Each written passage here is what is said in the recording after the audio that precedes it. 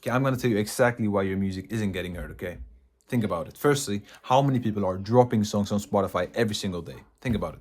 Maybe 100,000 songs every day on Spotify.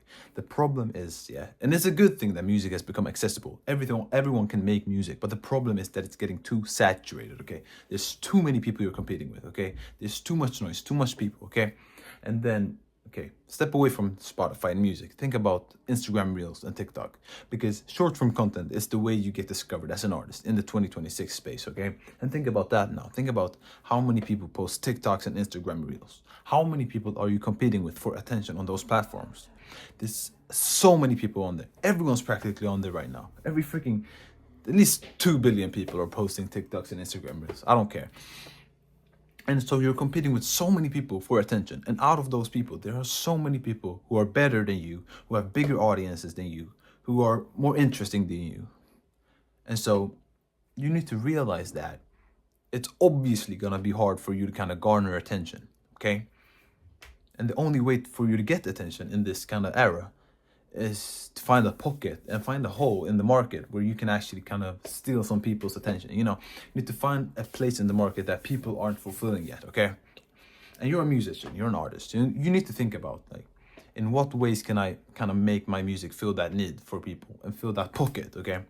So we're gonna go like basically to understand this, we're gonna go to the fundamentals of music, okay, and why people listen to music, okay? Because at the end of the day, yeah, why do people listen to music? You can say because it sounds good. Well, think about it. If people purely listen to music because it sounded good, yeah, then all the best musicians in the world would be the most streamed, okay? Think about that. But the best musicians in the world are not the most streamed. The best musicians in the world, you're gonna find them at the opera or, you know, making classical music. Those are the best musicians, you know. Those are the guys who can make the best music, okay? But those are obviously not the guys you see on the billboards or on the Grammys and shit. You know, you're probably gonna see someone like, I don't know, Taylor Swift. But Taylor Swift is probably not the best artist in the world when it comes to the quality of the music, okay? So the quality of music is not the key factor when it comes to like getting people to listen to your music. It's because people don't care about the quality if it's good enough, okay? So it's something else. Something else makes people listen to music. And now think clearly about this. What makes people listen to music? It's identity, okay? It's the fact that they identify with something in the music and they want to feel be a part of a group or, you know, feel an emotion, whatever. People listen to music because music makes them feel something and relate to something. Okay, so now think about it. What does your music make people feel? Or what group does your music make people feel like they're a part of? And you need to like define that. That is how you break away from this big group of people to post on social media and be kind of this one person outside in your own market. Because that is how you get a bunch of people, okay? So think about, I usually go with the group thing. And so sorry for interrupting, but we've made it kind of our mission to help independent artists build a fan base and grow and teach, you know, music marketing and reach their goals in music. And so we've just opened up this thing where we do coaching calls and weekly calls and content templates and courses, and we kind of help you build a brand and build a brand with you for your music to grow and actually build a fan base and build something that connects with people to get your music heard. Then it's just opened up. It's really cheap right now, but just first thing in the description, no pressure at all. Just keep watching the video.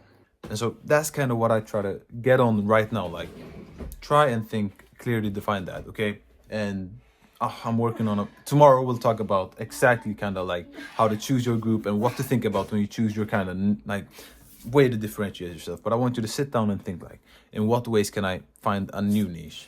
And I always go with the culture thing. So think about subcultures and groups, yeah, in this world that feel kind of like underrepresented in music, okay? Because at the end of the day, the best way to find people to listen to your music is to be part of a subculture and make your music be kind of this identity for people within a subculture. So think maybe emo people or skaters or basketball players. In that way, like try and find a group of people who can be like a collective who are already in group, and make music for those people, because music is listened to people by people if they feel like it relates to their identity. So you need to find the group who already has a strong identity and just relate to them and make them relate to you. And that is niche maxing, bro. Like you need to niche max your music shit and make a certain group of people collectively kind of relate to your shit. And the best way to do this is to be part of a subculture. It's why all the best fucking biggest artists, they started with subculture.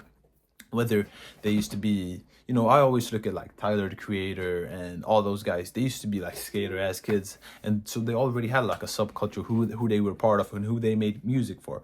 And if you do that, you're gonna be easily able to like rack up your first like 10,000 followers, and then it's just gonna be so easy, because when you have people on a bandwagon attracting new people, light work, child's play.